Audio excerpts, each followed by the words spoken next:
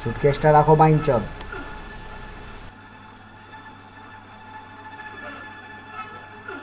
ঠাপাতে যাওনি কেন? অন্য জায়গায় চুলছিলাম। হে লুইটার চদন, সুইস ফার্মের রেন্ডিটাকে যে ঠাপানোর কথা ছিল সেটা চোদায় আসনি কেন? বলো সেটা কমপ্লিটলি চোদায় আসনি কেন? এর জন্য পানুর ব্যবসা যে 2 লক্ষ টাকার যে ক্যান্সেল হয়েছে তার জন্য কে চোদায় বাড়া তোর বাবা?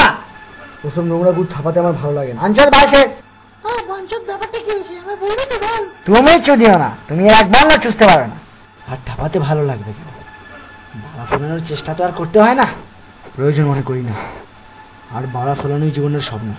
ওরে বাল, তাই বুঝি এখন এখানে খেচিয়ে বেড়াও, তাই গুদের গন্ধটা গায়ে লাগে না? গুদ মান খান কি ছিল? কথা বলিস না বাঞ্চন, চলিস না, চলিস না। মাগির ব্যবস্থা ছেড়ে কি চড়াচ্ছিলে? রেন্ডি চুদছিলাম। চদন?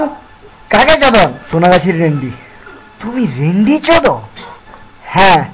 স্ট্রেঞ্জ, নিজের মাগি ছেড়ে কেউ গুদ ঠাপাতে পারে, এটা আমার জানা ছিল না।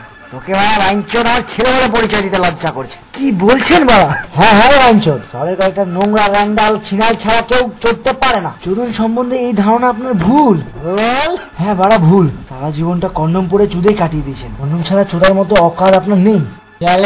তা এই কন্ডম পড়ার লোকের চোদন গিরিয়টি ছেড়ে নিজের রেন্ডি খানা খুলে চোদন সম্বন্ধে বড় বড় কথা বললে ভালো হয় নাকি? তাহলে বাড়া বলতে চান রেন্ডি চুদলে আপনার চোদন গিরিয়ে থাকা চলবে না? বলতে চান না রে বাইঞ্চোদ? বলছি। তুমি কি বললে বাবা? বলছে তাই চুদি না গো মাদার, এটা আমার বাড়ার সবচেয়ে বড় খিল্লি। এই বাড়া নিয়ে আমি এখানে আর খেঁচাবো না।